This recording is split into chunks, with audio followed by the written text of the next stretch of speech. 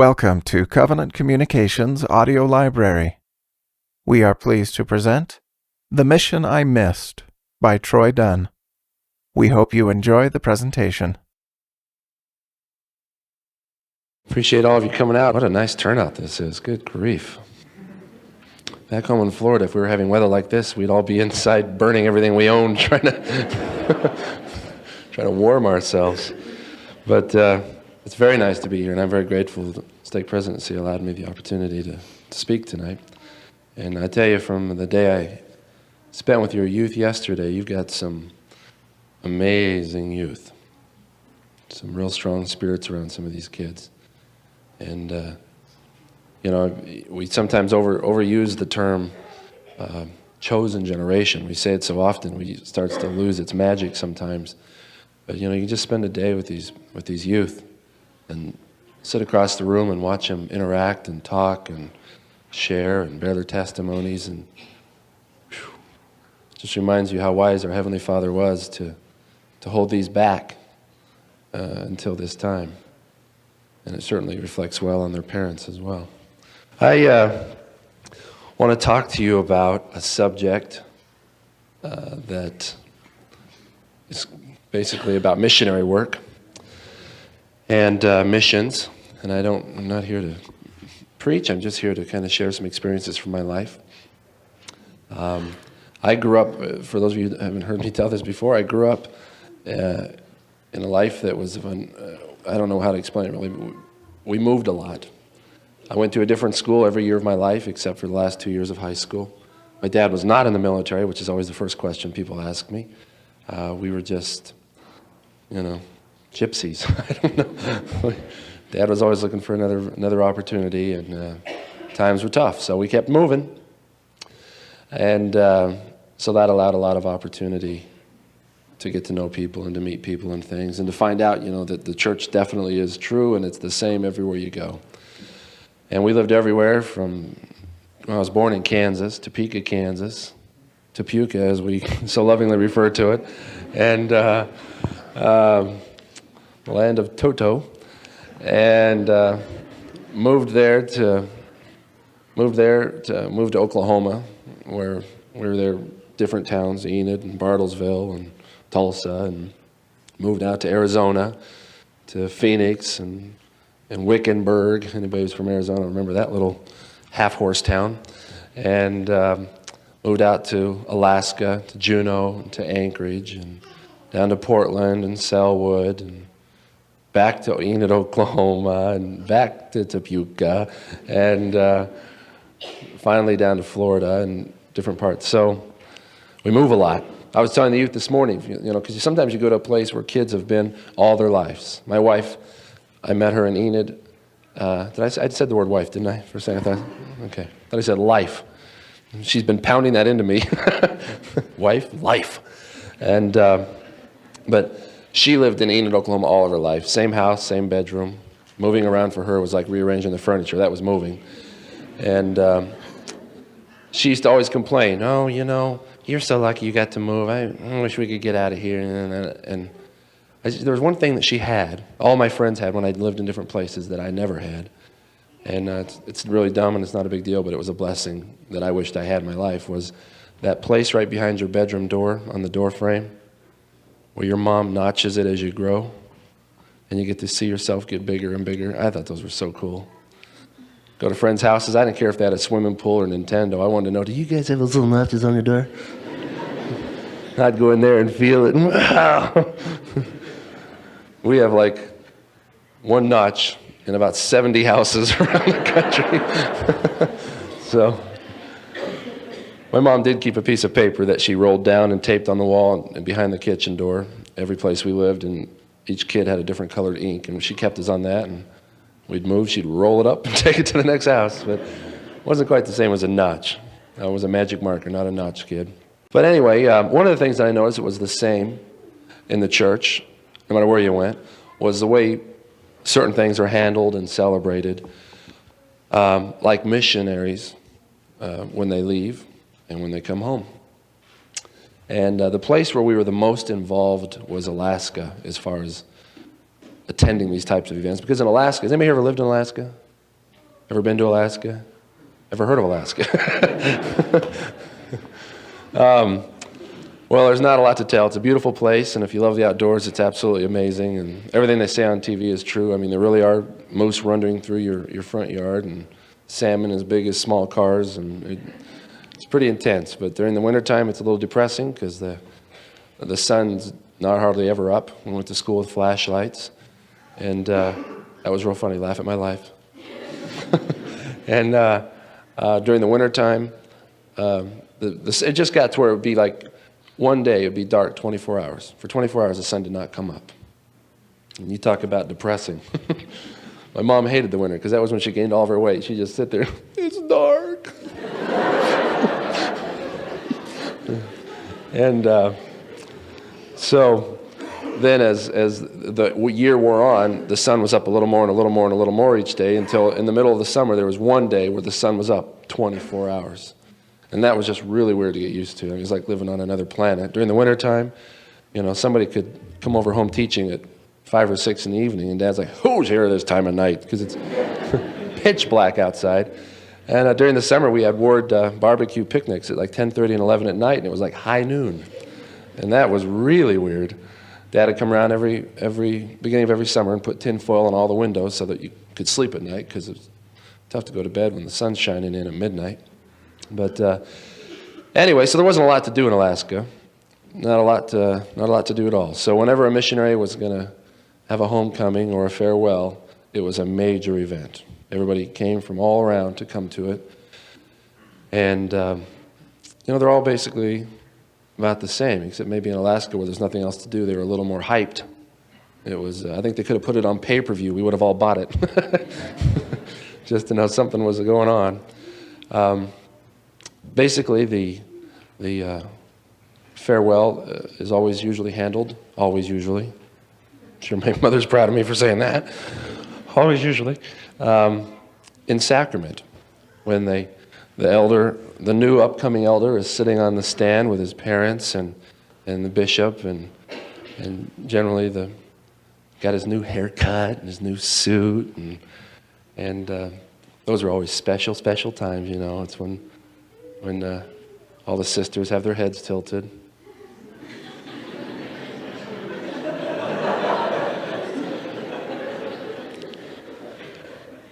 It's their show of support. I don't mean to make fun of them, it's just their show of support. I've always thought in the church that when they called somebody to a calling, they should just have the men raise their right hand and the women should just tilt.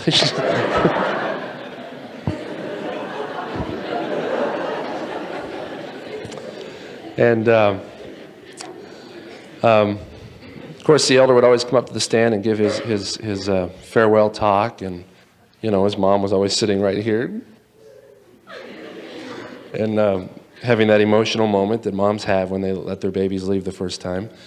But the thing that my mom drug us out to the most, because those were in sacrament, you were just there for those, was the homecomings. And our homecomings in Alaska, all the missionary homecomings were usually held on a Saturday night, and they were usually down at the church building. And for a while there, when my little brother and I, we went because, of course, there was food. And that's how my mom got us to go. She's like, come on. I was going, no, Mom, not again. There's food.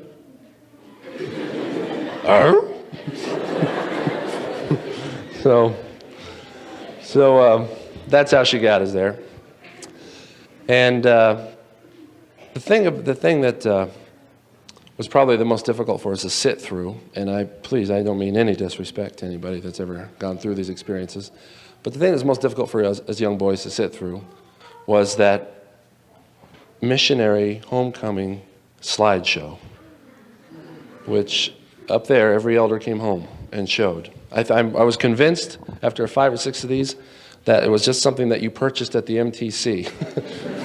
When you get home, you'll show this to your family. Because they all seem like they were about the same. And, my mom is a picture-taking fanatic. And when we traveled around as a family, growing up in our station wagon, I always tell station wagon stories because we spent half our life in that station wagon. And she would take pictures of things that didn't mean much later down the road. She was one, when we drove, my dad's he's like the drive king. I mean, he sits down before we take a trip and he maps out the route and he determines how many gallons of gas we're going to use and looks on there and decides where we're going to stop. And I mean, that's it. He sets us an agenda and we go. And you don't talk to Dad until we get to where we're going because he's in his zone. I mean, he stops for nothing. Dad, gotta go to the bathroom. Honey, give him a cup. I mean, we stop for nothing. And so when we get into those moments where everybody in the car would start to be dozing off and going to sleep, which is generally what you did in a car, which in itself is a whole bunch of experiences. My little brother and I used to get out the highway and drive by other families that were traveling, and you go by and everybody's asleep and their heads are like hitting the window. And they got that drool coming down here. Like, ah! And, but we'd be out driving and in a nice quietness in the car, and Dad locked into the steering wheel driving, and Mom would just absolutely let out one of those things where, she like intakes all of the oxygen in the entire car, which always made my dad have like a small heart attack. Whoa! She's like, stop the car, stop the car, stop the car. He'd say, what? And he'd pull it over, and she'd say, back up, back up, back up, back up. We're like convinced she like saw a body on the side of the road or something. And so we'd back up, and by now all of us are getting up, and your hair's kind of like picking up cable TV or something. And you'd say, what, Mom? And she'd say, did you see that tree? My dad, it took everything he did just to hold on to that temple recommend right there, I tell you. I had the cruise control on, honey. She'd say, hold on just a second, let me just get a picture of it. And she'd get out of course, back then our cameras were pretty simple compared to today. I mean, it was just like this little box, and you had to stick a little plastic thing on it that had the flash on, that you had to turn, and you'd wind it, and she'd get out there, and she'd look at the tree for a minute. I think she bonded with the tree or something. She'd say, this is kids.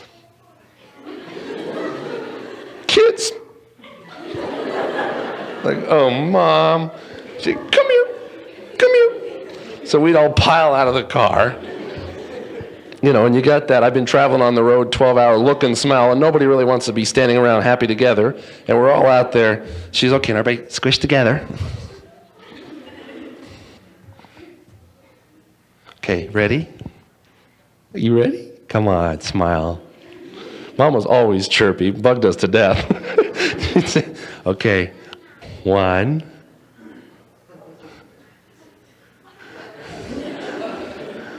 2, hold on, I need this cloud to get right over here. We're still, that's the worst. People that take pictures slow bug me to death because you're like, come on, Mom, take the picture.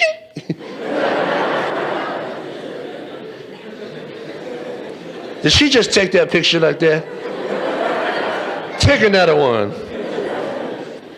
So she'd take our picture and we'd pile back into the car and go. And she'd do this on every single trip. And then like months or years would go by, and she'd be doing the annual spring cleaning of the house, and we'd find like a shoebox under her bed full of pictures. We'd say, Mom, what was this? I don't know. Bunch of trees. I mean, they meant nothing to her then. But for some reason, when you're on vacation, everything means something. Oh, that's a vacation tree. And so we had tons of them. And she'd whip through rolls of them in shoeboxes, and maybe there was one picture of us with Mickey Mouse, and that was it. That was our whole vacation. The rest were trees. And so that was a frustrating part about going to some of these slideshows, was that when you're on a mission, it's like being on vacation. It's not like being on vacation, believe me. But you're in that mode that everything is special. And so missionaries just run around just snapping pictures. I know my brother went on a mission to Hawaii, and I can't tell you how many pictures of waterfalls we have. Thousands. You'd think the man had never seen water go down. I mean, he just was absolutely impressed to no end with, whoa. We had him sideways and this way, and him holding it by himself like this. And so a lot of the slideshows that we'd watch with these missionaries that came home were lots of pictures of things that didn't, mean a lot anymore. Maybe they meant something to him at the moment, but even then he was probably clicking through them. And my brother and I got to where we had it memorized, how many slides were in a carousel, the little round thing they stick on there. And we could determine how many minutes we were going to have to watch slides and how long it would be before we could eat. Sometimes they'd put all the lights off and we could eat immediately. Okie dokie. That green Jell-O with the orange shredded carrots that everybody always brought. And so sometimes the slides, there's always a few of them that, that meant something. And those were exciting to watch. And you could feel the spirit of what that person's mission was all about. It was just the trees and the waterfalls and things that got old. And everything was overkill. Picture of this, picture of that. But we'd sit there, and some of them would just be, I just can't tell you what the extreme. And they would have their little clicker in their hand, which every time, sometimes Mom would, I don't know if she necessarily lied to us. Maybe she didn't know, but she'd say, there's not going to be a slideshow tonight. He's going to talk, and they're going to have refreshments, and we're going to all sit around and chat. And we're like, well, this is good. This is a good homecoming. We'll be there.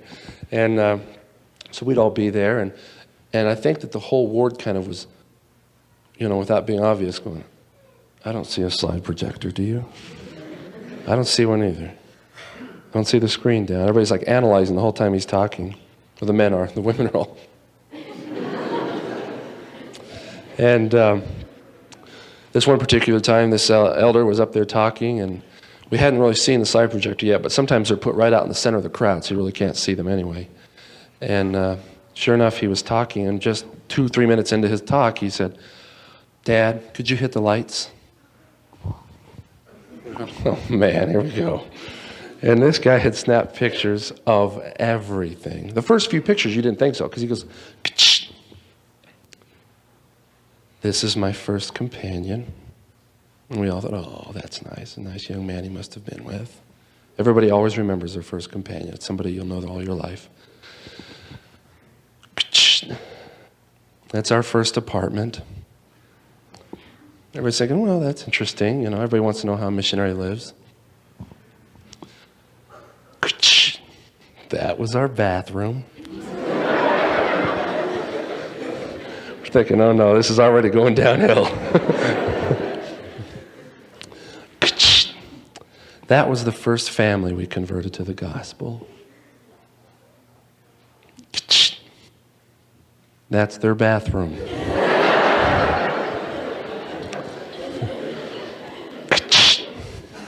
That's their dog.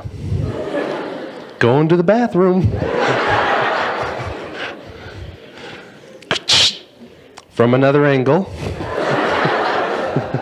Everything just went on and on and on and on. And I contemplated this as I was putting this talk together one time, and I decided that I wanted to share a little bit of my mission with you.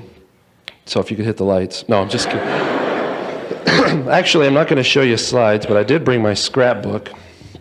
Everybody, and I mean those that are on missions, have gone on missions, or maybe are just living a life that's a mission. Everyone, of course, is a member missionary. We all have moments and experiences that we capture and we retain. And some up here and some in an actual scrapbook. And my scrapbook represents some of the memories that I have from my full-time mission. Because as anyone will tell you who's ever served a mission, it's an amazing experience. You do meet companions and people that will be friends, your friends for life. You'll talk to them for years. You'll get home from your mission and call them up and go, hey, Frank, I'm married. No, somebody married you? Yeah. No way, yeah, way. And it's just a bond that it's hard to describe. And one of the greatest things about going on a mission is being able to have that experience of growing up and starting to learn how to live with another person. And of course, there's always those families that you are able to share the gospel with. And reminds you that what you're doing out there is real and is valid. Some of the memories that I captured, I brought with me because I want to share them with you. in hopes that maybe they'll enlighten you a little bit, encouraging you to be a member missionary, and those of you who are eligible to serve full-time missions, and those of you who are parents of people who are eligible to encourage them to serve full-time missions, and those are young women who know somebody who's eligible to encourage them to serve full-time missions or serve your own full-time mission. And I won't show you all of them. Some of them are kind of personal. I'll show you this one, right? Personal. Okay. All right, this one is my first companion.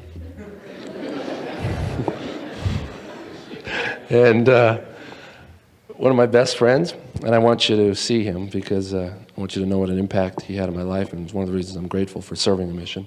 He's a little on the thin side, so I'd appreciate no jokes about him.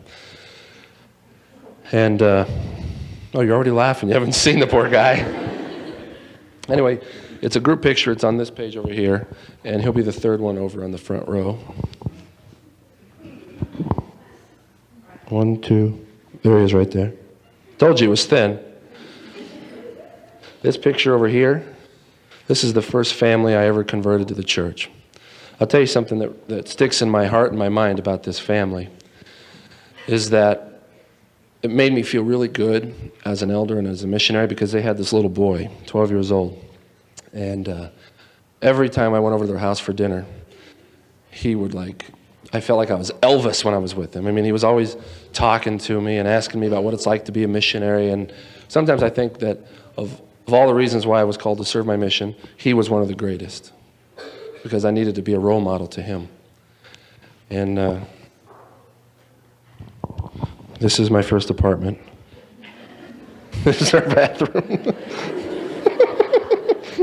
But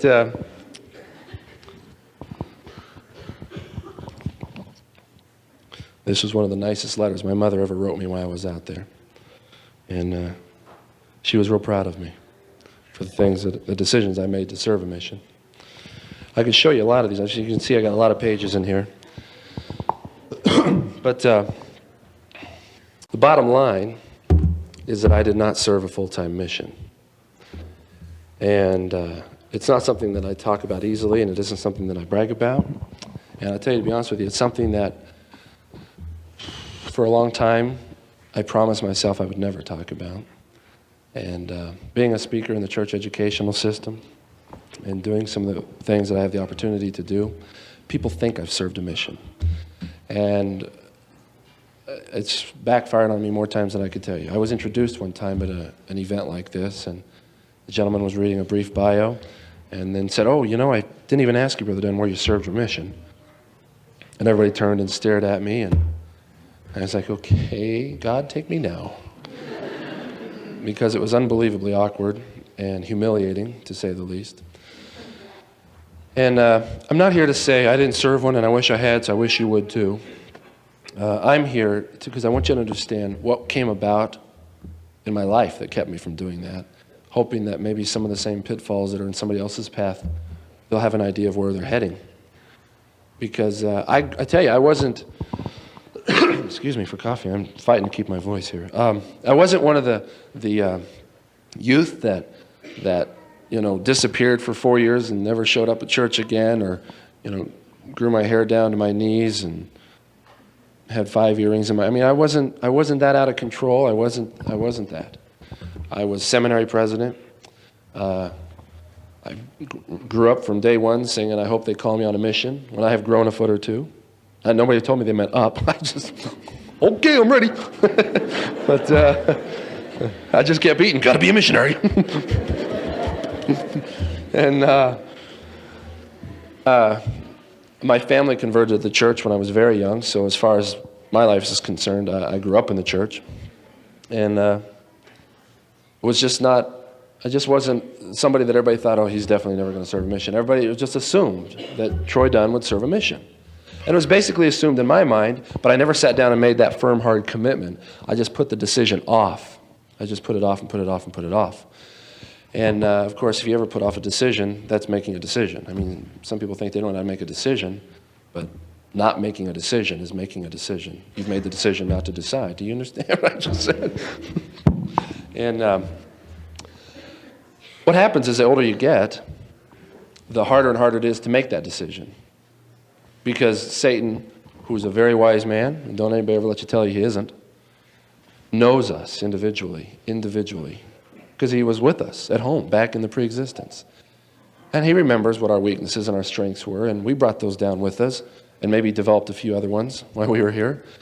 And he starts to play on those. And there's always the standard things that keep people from serving a mission. There's a job, or a car, or a girlfriend or a boyfriend, or a scholarship.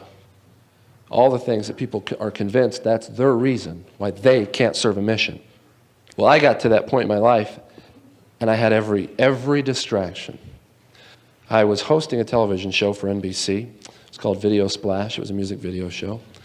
And it was not a national show. It was a regional show. I had a limousine at my beck and call. I had a free wardrobe every week of clothes that I went and picked out of to wear on the shows. I went backstage and did interviews with celebrities and rock and roll stars, and drove a nice car that was provided to me by an auto dealer for use.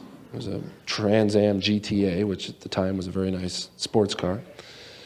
And had everything that went along with all that. Got to go to the mall, and people would come running up, and I'd sign autographs, and here, sign my shoe, sign my bag, sign my cast. And I was like, thank you very much, thank you very much, thank you very much.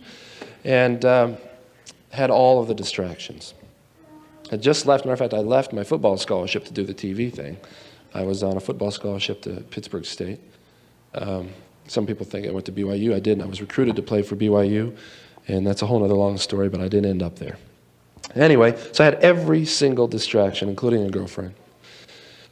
And I knew, because I have the brain that Heavenly Father gave me, and I have the Holy Ghost that was bestowed upon me, and I have the priesthood that was laid upon me, so I have all the things that make me know what I should and should not do.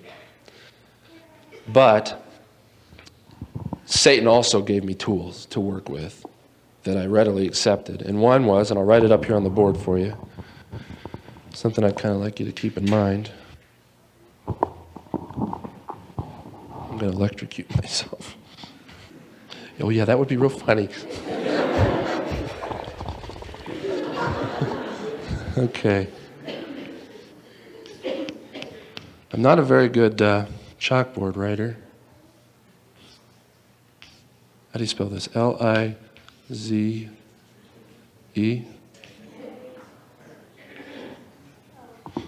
right? Is that right? Can anybody read that? Can you read that? Kind of small, isn't it? I'm the worst chalkboard writer. Anybody in here a school teacher? School teachers are amazing to me when they write on a chalkboard. I remember when I was a kid, school teachers have like this, I think they get it when they get their teaching degree. It's like a computer arm. It just like goes up there and goes, okay, class. It's like perfect lettering, and you can read it. And I remember one time my teacher called me up and she said, Troy, can you please come up here, and whatever the thing I had to do, diagram my sentence, I think, which I never did understand. This is the beginning, this is the end. And I'd come up to the board and I'd write my answer on the board. I didn't realize, because you don't realize when you write on a chalkboard, it's not like writing on a piece of paper. I wrote the same size I would write on a piece of paper. Sat back down and went, man, I didn't know I could write in Korean. So anyway, I apologize if my writing is hard to read. But anyway, that is one of Satan's tools. Rationalize. You know what the key part of that is? No, not rash. No, it's lies. You find yourself rationalizing, you'll find yourself telling yourself lies. And, we rationalize all kinds of things in life. We go through the grocery line, and the lady gives us back a little too much change, and we rationalize, well, they charge too much anyway. Or we, rationalize that we're not going to go to church today, we're going to go on a picnic instead because, hey, we believe in family at church, and I'm going to eat with the family, and we need some more family time together, and the Lord would want me to spend this time with my children so we could bond and rationalize. So we find ourselves rationalizing in life. And I found myself, as I approached the age when I should be preparing for a mission, rationalizing. And I just felt like Even though it was a commandment, there had to be somehow an exception for me because of the unusual circumstances I was in. I started getting that feeling that it was almost time, because I was approaching my 19th birthday, that it was almost time for me to face that dreadful decision that I knew I hadn't prepared myself for. And I knew because my bishop was starting to get a hold of me, trying to get a hold of me. I'd be walking through church on Sunday, and somebody would say, "Troy, the bishop's looking for you." I'd say, oh, really, where? "He's right over there." I go, "Thank you." Beeline for the bathroom, go in there and shut the stall door and lift my feet up. I didn't want anybody to know I was in the building because I knew exactly what he wanted. And if I saw him coming across the gym, I'd cut across. I just did everything to avoid him because I knew exactly what he wanted to talk to me about. And eventually he caught up with me, and he said, "Troy, step into my office for a second, please." I said, "Okay." And pointed at the chair across the desk. I walked over and sat down, and he sat on his side. Bishops' desks don't have much on them. It's usually a pretty clean desk there, and for the most part. And I saw a couple of heads nodding. He pulled open a drawer, and he pulled out this little stack of papers that were stapled, and he slid them across the desk. And he said, "Well, son, it's that time to fill these papers out and do that thing." And I just started to feel this amazing nausea inside of me. And it wasn't because serving a mission wasn't a good thing. It was because I knew I was not in the room doing the right thing. If anybody who's ever gone into the bishop's office, and I'll be the first to admit that I have, for repentance, you know that even though you go in there feeling uncomfortable what you're doing, you know you're in there for the right reason. And you know you're doing the right thing. And when you leave there, you feel better. And as I sat in this bishop's office, knowing already that my mind was preparing a rationalized attack, I felt terrible. I can't even describe how terrible I felt. And I said, "Well, Bishop, let me ask you a question." He said, "Okay, fire away." I said, What is a mission?" He went, "What do you mean, what is a mission? Son, you've been here for 18 years. I said, "Well, I know what a mission is, but what is a mission?" He said, "Well, a mission is going out into the world and teaching the masses, living by example, and being a light on the hill." And I said, "Well, stop right there." I figured I needed to stop him right there because at that point I knew I could rationalize my way out of it, but if I let him keep going, I know he'd make even more sense and I'd really be in trouble. So I said, okay, hold it right there, Bishop. Being a light unto the world, teaching the masses, living by example. I'm doing that. And he said, "I beg your pardon?" I'm on TV, right? Thousands of people are watching me. I go places and sign autographs. I do all those PSAs about don't drink, don't do drugs. I speak at the high schools, and I don't air those raunchy videos that everybody else is airing. And I think that I'm really a light, and I'm teaching masses. And he just sat there and just shook his head. He said, "What?" I said, I could just feel Satan going, "Come on." I said, I know this is my mission. Television. He said, "You know?" I said, "Yes." Troy, and he was a good man. I'll tell you, he was a wonderful bishop. And as much as I'm sure he wanted to come across the desk and break my neck and slap sense into me, he said, "Troy, tell you what I'd like you to do." You want to guess what he wanted me to do? Pray about it. The nerve. Do you know what happens if you pray about something? You get an answer. Like, that's what I needed right now. I knew what the answer was going to be. I didn't want to pray. That's like going into your dad and saying, "Dad, I know you guys are getting ready to go to bed and everything. I'm trying to make a decision in my life right now for tonight. I'm either going to go get in bed, go to sleep, or I'm going to wait till you fall asleep. I'm going to sneak into your room and take the keys out of your pants that are laying across the back chair there. I'm going to crawl out my window. I'm going to put the car in neutral. I'm not going to start it. I'm going to roll it out of the driveway. Steve's going to be outside. He's going to help me push it on down the street about a block so you can't hear it. Then we're going to start it. We're going to go over to Rhonda's house where her and Suzanne are waiting for us. and we're going to, make milkshakes and hang out and talk all night or whatever. And then morning, just before the sun comes up, we'll come back down the street, we'll turn off the headlights, turn off the car, we'll push it back up into the driveway, put it in park, I'll crawl back in your room, I'll put the keys in your pocket, I'll get in bed and mess up my sheets and look like I've been there, and I'll just get up. But I can't decide which way. I think my dad's going to go, go to bed, sneak out. I'm kind of leaning towards the sneak out thing. He would have said, what? Come here, son. Pop! Get in bed. So it's needless to say that going to my Heavenly Father, excuse me, and asking Him if I should either serve a mission or be on TV, pretty obvious what the answer is going to be. So I said, Bishop, I don't need to pray about it. I already have. That's my enlightening rod. He said, you have. And bishops know, they're in tune. He said, you have. And I said, yes.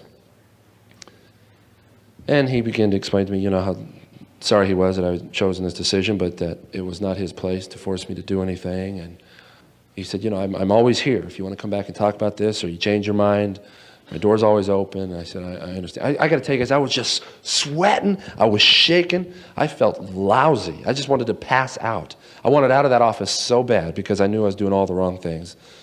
And he said, okay, well, then I guess that's it. I said, okay, bye, Bishop. And I took off down the hall. And I felt terrible. If you're doing the right thing in the bishop's office, you should leave there feeling wonderful. I know when I went through a repentance process once as a youth with my bishop, and of course it was terrible making the appointment, and I didn't think I was going to be able to keep it, and I sat in there, and I just was expecting the worst experience of my life, and I was amazed at how wonderful repentance can be, and how wonderful it felt to get it off my chest and off my heart. And I left the bishop's office after that experience, and I thought I could skip, which is a lot for a guy myself. I just felt so good. I had made the right decision to do that. And as I left the bishop's office on that day, turning down my call to serve a mission, I felt none of that. I felt heavier than I have ever felt. I felt more of a load than I'd ever carried. And my life began to make this slow, trudging feeling. It was no longer this lickety-split, Mr. Slick life that I had been living. And I think that at some point, somebody up there in heaven must have said, let's get a whole committee together up here, and let's start hinting to this kid that we've got to get him out on a mission. Because I started having the weirdest little experiences. Nothing major, no vision at night or anything. But, there was the route that I drive from my house, my apartment, through town and out into the country where the radio station or the television station was where we taped the show. I drove the same route day in, day out, hundreds and hundreds of times. Never had I realized, never, until this one day, that week after my interview with the bishop, that on that route, I drive down this road, it's through like the neighborhood area, and there's all those little side roads that everybody lives off of, and there was a street called Mission Avenue. Never saw it in my entire life. All of a sudden, it was jumping in front of my car. Mission Avenue. What was that? I couldn't believe it. And it turned out, as time went by, and I checked this on a map just to make sure I wasn't telling a lie, there are 6 mission streets in this one city. Avenue, Boulevard, Circle, Drive, Lane, and Avenue, Boulevard, Circle, Drive, Lane, and what was the other one? Street. Thank you. Thank you for that complicated answer. When was the War of 1812? Anyway, so I was running into these streets everywhere I turned. Mission, mission, mission, mission. And it always caused this instant feeling of nausea. And I just said, oh my gosh, got to find a new way to work. And instead of admitting and saying, okay, I feel this feeling in my heart and my gut. I'm wrong. I need to go make another point with my bishop and get this straightened out, get on a mission. Instead of doing that, I rationalized. I said, Satan's working really hard to keep me from my real mission in life. I will fight harder. And so I continued even stronger than ever to keep this path of television success going in my life. And I started feeling those feelings. If I came into a sacrament meeting, came in on Sunday, they hand you the little program at the door. If I saw on the program, and as I read it, and it said, there will be a missionary farewell today for brother so-and-so, I just felt sick. I just felt nausea because I knew, first of all, it was somebody that was in my young men's program with me, had his new haircut and his new suit, and sat up there, and his mom, and I'd always sit in the back because I didn't want people looking at me. And I would, for some reason, it wasn't hot in our chapel, but I would just sit there through sacrament and just sweat. And I just couldn't understand. Is anybody hot in here? I had no idea. It was because Satan was sitting on my shoulder going, oh! And I just was miserable. And I just felt like that, they'd sit up there, and of course all the sisters had their heads tilted, and, little elder up here. I never say a name because I always end up saying somebody knows. And the elder came up here and was sitting there in his crisp suit, holding his arm around his mama who was crying, and all the sisters were just... And I felt like, and it didn't happen, I'm not saying it happened, but I felt like, because I was in such a negative state of mind, that I could just envision the whole ward just like twisting their heads around on their neck and just looking at me going, and how about you, Satan? I just felt so negative. I just being around a good thing made me feel bad because I was in a bad state. And I continued to rationalize. I continued to say, oh, Satan's working really hard to keep me from doing this. And so I showed up one day at the television station, ready to tape the show. And let me tell you, our show was #1 in its time slot. We were beating out the other shows on the other channels, one which was Siskel and Ebert, which was a hard show to beat at the time. And we had great sponsors and all kinds of things going on throughout the show. A few problems with people on the staff, but no big deal. I come in to tape the show one day, and I suppose this was the day that the angels all gathered and said, all right, we will send Troy the ultimate clue. So I showed up to work one day, and they called me in. There was a memo to go see the general manager, and I went in. And usually this guy was very nice to me because I was one of the, cash cows for the place with my show. And I came in, I said, hey, how are you doing? He said, have a seat. Okay. I sat down, and I said, we got to be in the studio in 30 minutes. What do you need? And he said, we're pulling the show. All right. What do you need? He said, we're pulling the show. When? He goes, now. What do you mean? I just started going, we got sponsors, and he started explaining all these reasons, which I won't get into because they really don't matter. But the bottom line was he was pulling my show. I can't begin to tell you how my life turned, because I walked out of that station, first of all, not even taping the show that day, and walked out and got into my car, which as I walked out, as I'm leaving the building, the secretary says, oh, here's some messages for you. And I get my messages. Everybody already knew besides me that the show was canceled. So the auto dealer who had been providing me this wonderful sports car has already got a note saying, bring the car back. So I'm, okay. So I figured I better get this one out of the way because I don't want to have it repoed while I'm sitting in a restaurant in front of a bunch of people or something. So I drive down to the dealership, and I'm just telling myself over and over, I can't believe this, I can't believe this, I can't believe this. And I get to the dealer, and I walk in, and they were always usually nice to me, and they were very short with me, like, thank you, is it dirty? Do I have to wash it? And the gas left in it? And one of my buddies there, who was the one that helped me set the deal up for the car in the first place, was my roommate, was there, and he said, man, I'm sorry to hear about the show. I was like, can't believe it, man, these people are clueless. We got such a great show. And he goes, well, listen, I'll just see you at home tonight, we'll talk about it. And I was like, all right. And I'm starting to leave, and I'm realizing I have no car. I said, I have no car. Can you run me home? He said, I can't, man. I'm working. I said, what am I going to do for a car? I can't believe it. I have no car. He said, well, we got this old car in the back that we were getting ready to wholesale. Because any car that comes into the dealership that's not worth retailing, they wholesale. And I said, well, how much? He said, $200. For a car? He said, yeah. I said, wait a minute. $200? I had a skateboard once that cost more than that. I said, 200? He said, yeah. He said, it's not much, but it'll get you around. I said, well, let's go look at it. I don't really have any choices. So we go wandering out back and get there, and this is all one car? What is this? He said, I don't know. It's one of those old American things. Don't make them like that anymore. I said, well, no, they don't. They probably ran out of steel. This thing here is what you're telling me I need to drive? He said, well, nobody will know it's you. I said, well, no, they won't even see me in this thing. Well, look, man, I got to get back to work. Do you want it or not? I was like, fine. Gave him the money. Got in this car. This steering wheel was amazing.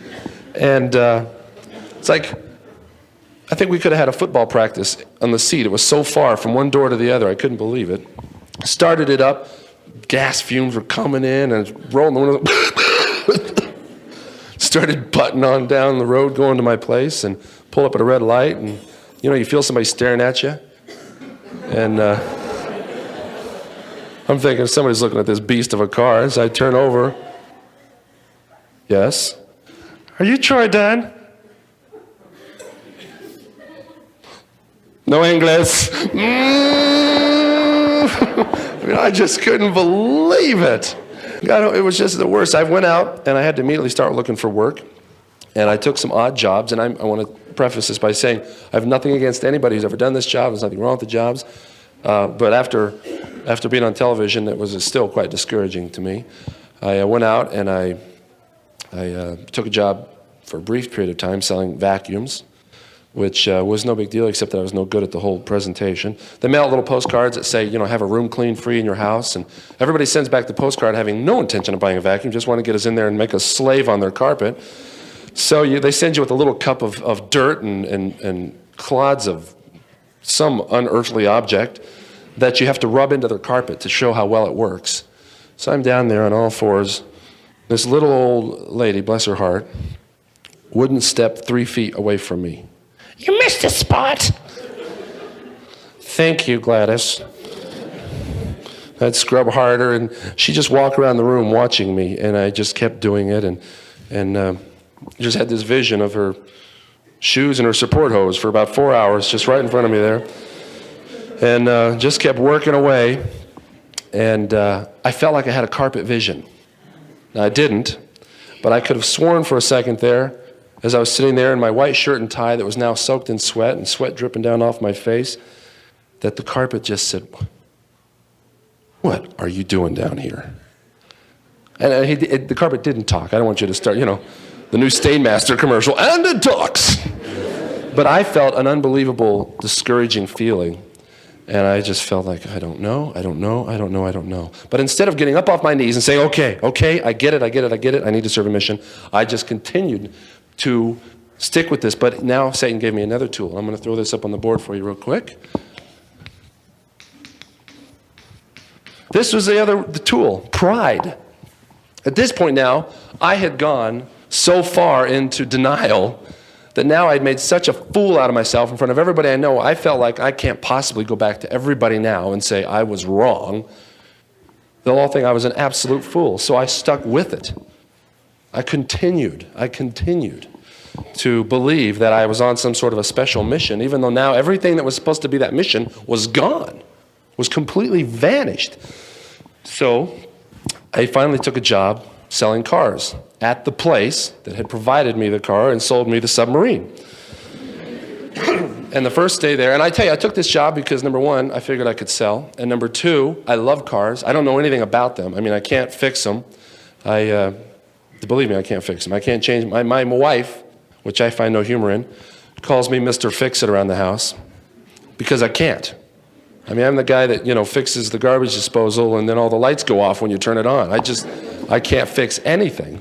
But I love cars. I like to look at them and like to watch them drive by. And so I took this job. First day, they give me a big stack of brochures. And they said, take these home and read them. It's called Product Knowledge. You learn about what we sell here. Tomorrow's Saturday. It's a big day around here. Hopefully you'll get to talk to some customers after I give you a little pop quiz. I said, fine, thank you. So I took the brochures, went out in my car, threw them on the floor, didn't read them. And I got back the next day, and he said, I don't have time for a pop quiz, but I'll tell you what, I'm just going to let you go out there and talk to people and, do what you can. So that's what let me ask you a question. How many people here can speak Spanish? 1, 2, raise them up high. How many here speak, let's categorize these. How many speak fluent Spanish? We can have a conversation. Okay. How many speak just like a little Spanish? You took it in school and pretty much failed. How many of you speak absolutely zero Spanish? I could say burrito and you'd go, what? Some of you didn't raise your hands. So how many of you don't speak English? Okay. I'm going to have a short conversation with these people right back here because you speak fluent Spanish, correct? Okay. I want to talk with just you, all right? And I want everybody who speaks some Spanish and good Spanish to not talk at all. And I want those who speak absolutely zero Spanish, and I'm counting on your honesty here, zero Spanish, to listen to our conversation, and you determine who or what we're talking about, okay? Señorita? Okay. Can you hear me okay? Okay. Pretenden que estoy hablando en español. Sí. 92. Dos. 92. El geldo. 1, 2, 3, 4. Muerde el seto. Moi. ¿Sí?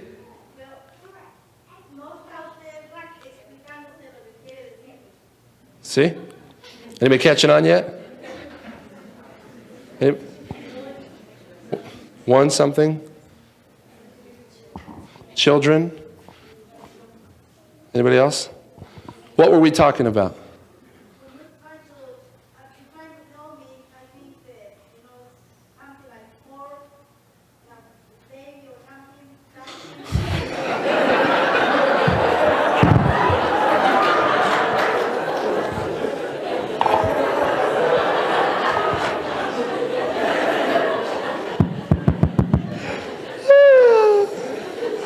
Okay, thanks for your help. No, actually, I speak no Spanish. I know one sentence. I know, pretenden que estoy hablando en español, por favor, which means basically what?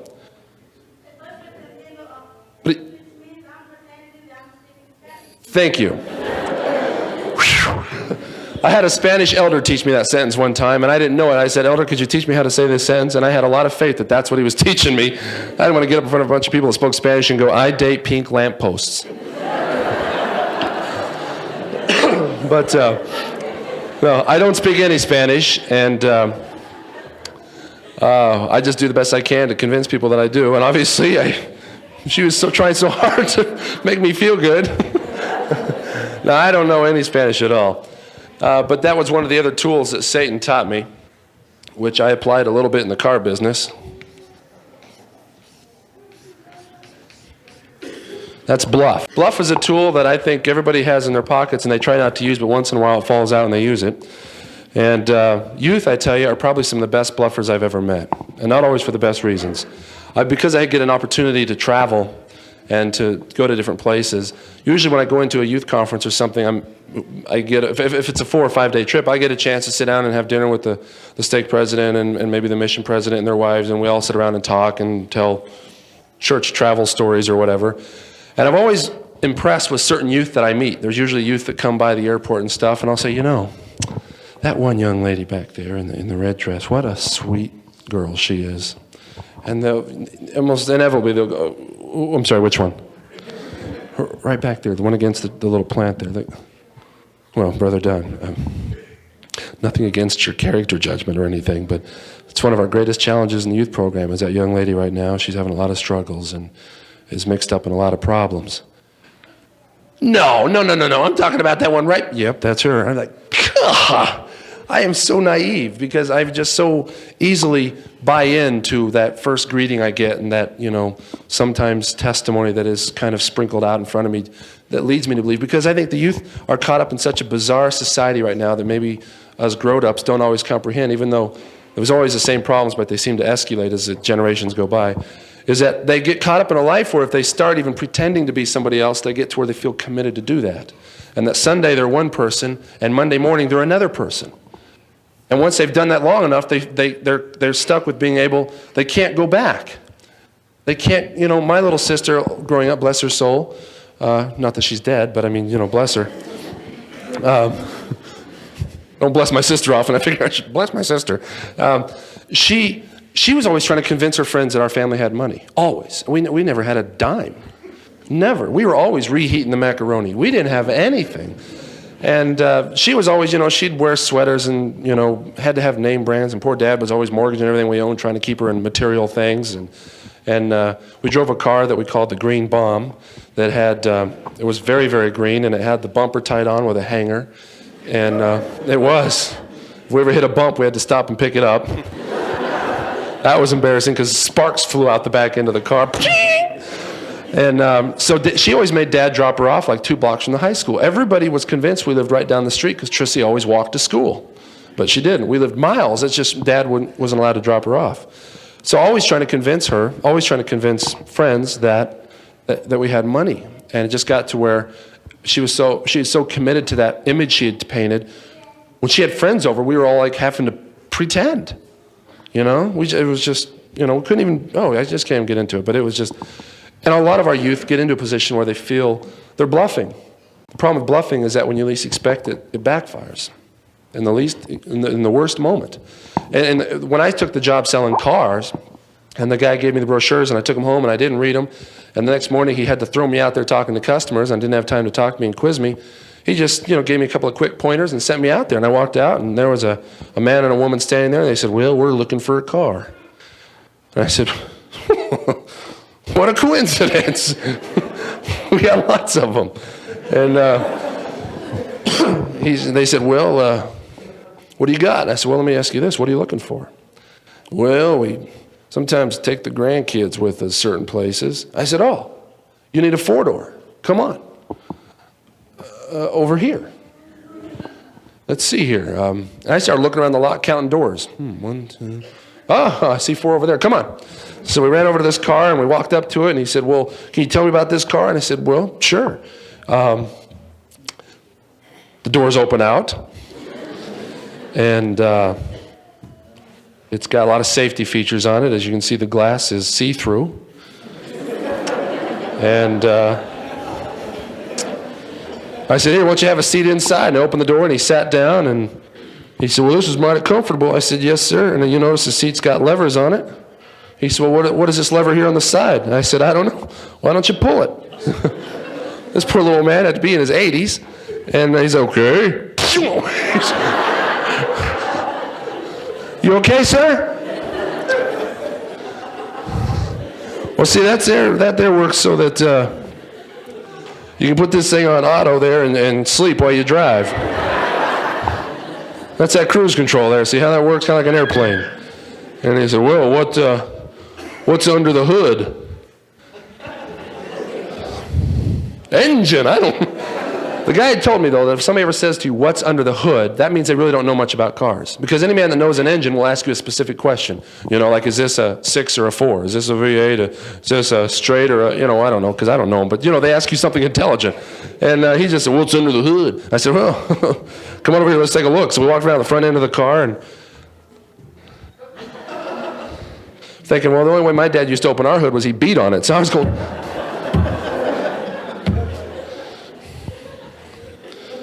I thought, well, I'll lean in the car and get the owner's manual. That'll tell me how to do it. And as I lean in, I see a little button under there, a little handle, and it has the word hood on it.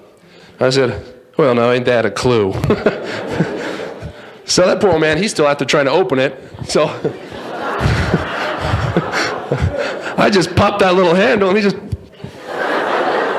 "It's open." I said, "You all right, sir? You're stammering around there, buddy." And so he said, "Well, tell me how this works." And I said, "Well, as you can see, the engine is sitting this direction instead of this direction. Makes it go faster." "Well, how's that?" "Well, it weighs less when you put it vertical." He said, "Aha." And I said, he says, "Well, how does this whole thing work here? Oh, this looks a lot different than the old cars I used to drive." And I said, "Well, sir, inside the car there's 2 pedals. One on the right makes it go, the one on the left makes it stop." And what happens is when you step on the pedal, the gas, it comes up in here. You see this big square, he goes, "Battery?" "Yes, battery." You see it has a plus and a minus? Okay. Well, it comes in the minus side.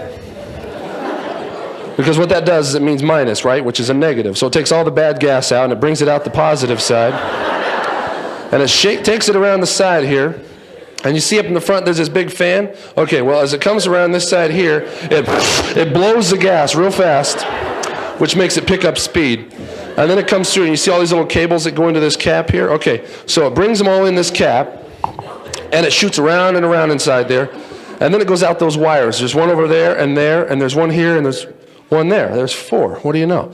And so what those 4 wires represent is one for each tire. And so it shoots the gas in, it shoots gas down to every single tire, and that's basically what makes it go, and it goes fast. And that all happens really quick. And he's just going, Ethel, did you hear that? So he bought the car. And I thought, well, no, that was easy. And they brought me another customer. And I started talking to this man and started through the whole routine. You know, hello, this is the door. And he's sitting there, don't touch that lever. And glasses see through. And you notice all the tires this year around. And I walked right up and knew exactly how to open up the hood. Very impressed with myself. Watch this. Boom, popped open the hood and lifted it up. And the hood wouldn't stay up. And I said, well, we'll have to get this fixed. I said, in the meantime, there's a stick here. We'll just use that to prop it up. And he started asking me, well, what's under the hood? And I was like, okay, he doesn't know much. So I started explaining my whole theory of gasoline going in the negative and out the positive, and through the fan and out to all the tires. And he stopped me in the middle of it. He goes, well, what's the horsepower of this thing? I'm thinking, oh, great, an animal question. But I'm proud of myself for being quick on my feet. So I said, okay, come on, Troy, think. Animal. Let's see here. Common sense, Troy. Think. How many horses would it take to pull this car? It's not a very big car. I bet you 3 or 4 horses, if they're big enough. Maybe if I said 5, that would really blow them away. I wouldn't want to say 6 because that would make me too many. It's not a very big car. So I determined that was it. So I looked at him as proud as I could, and I said, 5. He said, I beg your pardon. 5. 5. 5. Horsepower. Pretty amazing, isn't it?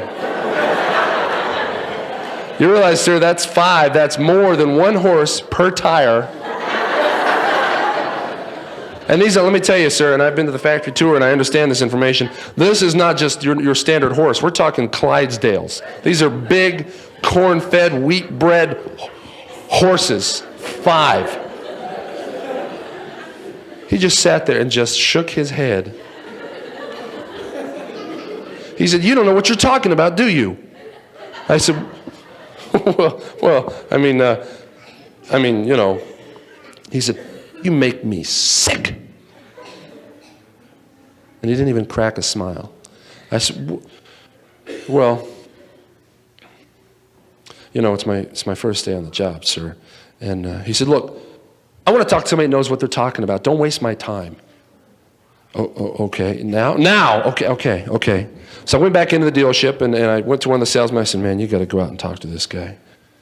And he said, why? I said, I can't tell you, man. Just go talk to him. And he just talked to him right there in the brown shirt. He said, okay.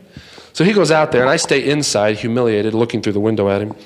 And he goes out there, and I can't hear what he's saying. All I can see him is going, shake hands, and the guy's going.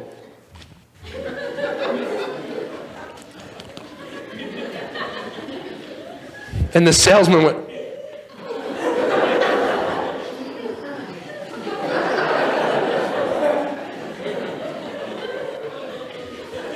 So he explained to the man that I had a tremendous learning disability and that I was like the poster child of the dealership, and that was it. But that is when I realized that bluffing catches up with you. It catches up with you. But the reason a lot of people bluff is because they don't know. They don't take the time to learn. That's why a lot of us as member missionaries don't get out and share the church as much as we could, because we're afraid somebody will ask us something we don't know. You'd be surprised how many members of the church out there can't tell you much. They can say, well, you know, the Book of Mormon and Joseph Smith and And I got baptized. And so they're almost afraid to talk to their friends because they don't really have a working knowledge of the church, and therefore it's difficult to talk about something that you don't know in any part of life. But I want you to clear your imagination. I want you to forget everything right now. I want you to just blank out your mind. I'm going to tell you a short story, and I want you to try to visualize it with every possible detail you can. Okay? I want you to visualize we're back in the old West. And this is an old cowboy town right here. We're like right down Main Street, right here. There's buildings on this side. You know the kind of old buildings that have like the wooden plank sidewalk and one down there, and there's little places out front where they tie up their horses. But it's not summertime. Everybody always pictures the old West as in the old hot summer. This is cold winter. Arctic North, like today. And icicles hanging from the building. There's hardly any people out on the street at all. It's so cold. Okay? Get this picture in your mind? Standing over here in the corner is a cowboy. His name is Elroy. Nothing against anybody with the name Elroy. And he's got a gun right here. Not just any gun, a special gun. It's a Smith & Wesson. Anybody knows guns knows a Smith & Wesson is a fine quality gun. And he's not an old cowboy. Sometimes people visualize a cowboy as an older man. You know, like my mom used to carve apples and set them in the sun. You know, not that. He's a very young cowboy. Very attractive, very, macho looking. I hate the word macho, but anyway, I used it. And because he's kind of a cool cowboy with a nice gun, he can't just have any old holster around his waist, so he had one tailor-made with like these rubies and rhinestones, and it's got a remote control thing on it, and makes noises when he walks. And he's got his gun in it. And his brother, what did I say his name was? Thank you. And his brother, Leroy, is over there in that corner. But you can't see him. He's hiding behind a pile of wood, like we chop up we don't do this in Florida, but I hear you guys do this. Chop up logs and burn them. Is that right? We just grow coconuts from them, so I don't know. But he's hiding behind a big pile of wood. And on top of the wood is like a 4-inch layer of old snow, that crusty kind, not the like soft powder that you can lick, but the kind that like you have to kind of punch a hole in the top to get down into like the grainy snow, right? So it's like snow on top of the wood. But he has a gun also. And the only reason we even know he has a gun is because every once in a while we see his hands come up over the top of the wood. So he breaks some snow and puts it in his mouth to moisten his throat. And in his other hand we can see his gun. And it's a Smith & Wesson. And the reason that Leroy and Elroy are sitting here on this particular day is because right over here is the bank, Ye Old Bank. Everything back then was Ye Old. I don't know what they were. Ye Old Blacksmith and Ye Old Video Rental and Ye Old Bank. And the reason they chose this day of all days to have a bank robbery is because if you could follow this main road all the way out of town, all the way outside of town is the little community college. And even back in the cowboy days, colleges basically operated the same. Students who were checking in at the beginning of a semester were given scholarships and grant money, which is money to go out and buy their books and pay their housing and things like this. This is the day before the new semester. And so a man that's representing the college will come into town, withdraw a lot of money out of the bank to pay off grants, and take it back to the college so that tomorrow they can distribute it. So here Elroy and Leroy are sitting waiting. Here comes a man into town, walks into the bank, comes out. And Elroy signals his brother and says, go, go, go, go, go. So Leroy kind of sombers out there in the middle of the street and says, freeze. Give me the money. The guy says, I beg your pardon? He said, give me the money. He said, I don't have any money, sir. I just made a deposit. Look, I've got nothing. And he pulled his inside pockets out and saw that he had no money. You ain't got the money? He goes, no. Are you from the school? No. All right, hold on for a second.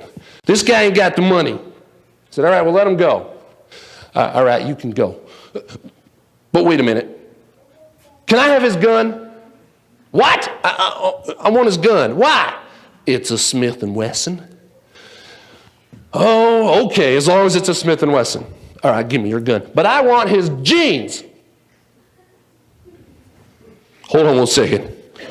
Why? Because them are Levi's. All right, sir, I need your gun and your jeans, please. This man's going, oh, for Pete's sake. And he starts taking off his cowboy wardrobe, and, that takes a lot. They wear a lot of clothing. And as this man's holding the gun on him, he's watching this girl, the town beauty. Her name is Kim. She, every town's got that one beautiful girl. And she's just kind of sashaying down the sidewalk. She's got a big, long, frilly dress on, and she's got one of those things up there behind her. What are those? Okay, so she's walking along, spinning her parachute behind her.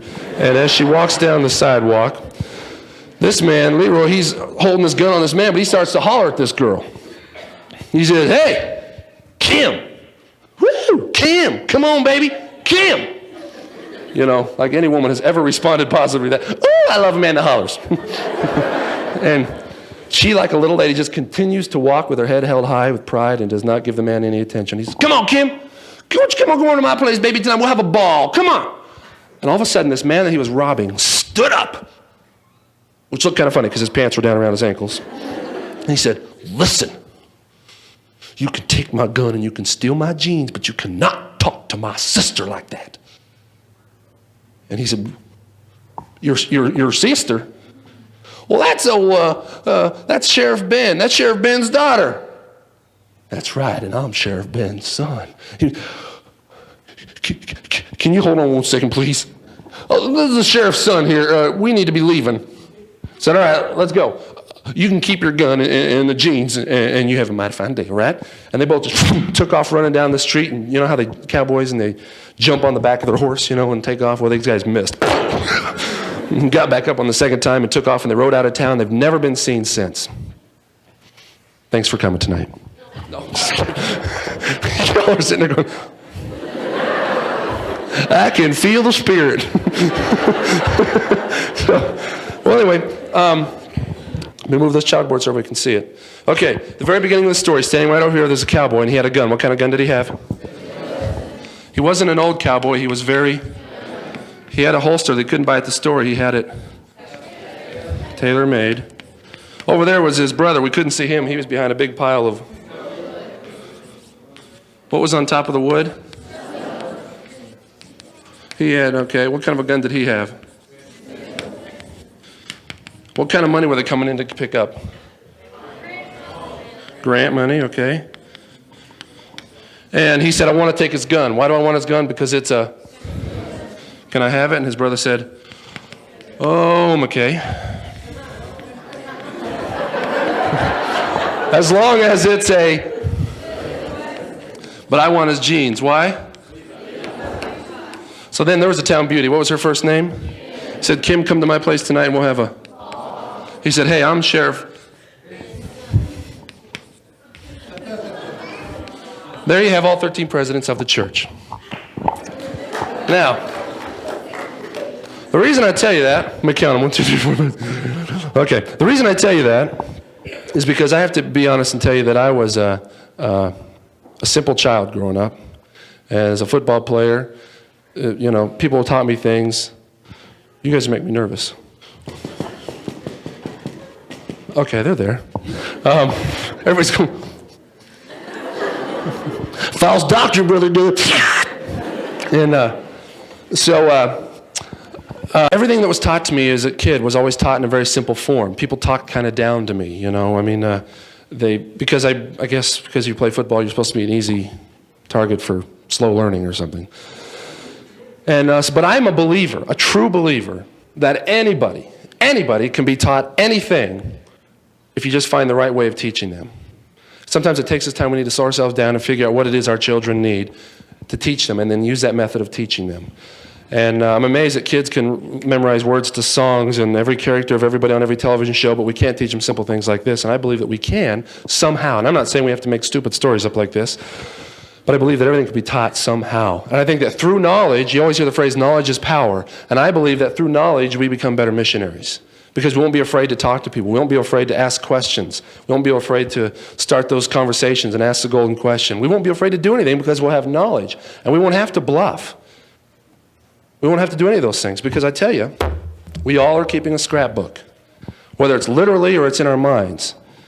Some people in this world, I'll be honest with you, are keeping a scrapbook that are, you know, this is like everybody's goal in the world today is to fill their scrapbook with things like this. And that's a wonderful scrapbook for this planet, but it has absolutely nothing to do with our spiritual goals. And I tell you, the thing about the scrapbook is that one day we are going to stand before our Father in heaven, and He's going to say, "Can I see your scrapbook?" May not be literally, it may be up here. And I want us to be able to all stand in front of him and say, Heavenly Father, let me show you something here. And start flipping through our favorite parts.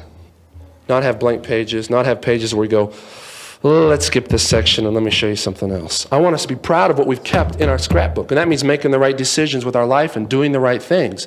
Because one day we will face him. I'll tell you the part's going to be harder than that for me. I know that'll be tough to face my Heavenly Father. I know that. But I also know that I will have to face these two young men who are my children within a few years, and they will ask their daddy about his mission. And I won't be able to rationalize, and I won't be able to bluff. I'll have to look these two men who I owe honesty to and tell them the truth and explain to them why their daddy didn't serve a full-time mission.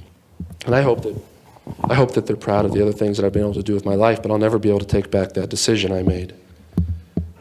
I want you to know that I have a testimony that the decisions we make affect a lot of people, a lot more people than you ever realize. I'll never know what families I would have converted to the church in what part of the world, and what little 12-year-old boy could I have been an example to sitting at a dinner table, and what companions could I have shared my life with. I will never know that, and I'll never have that slideshow. And we all have those decisions to make in our life, and we all are on missions, and we're all living by example. And I hope that you will build your knowledge of the things of this church. And I hope that you will recognize rationalizing so you know when Satan's trying to get you to use it. And I hope you will abandon bluffing before it sneaks up on you.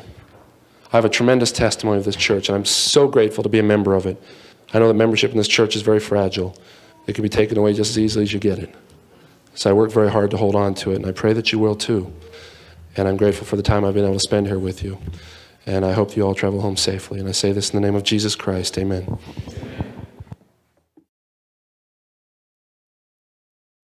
We hope you have enjoyed the presentation.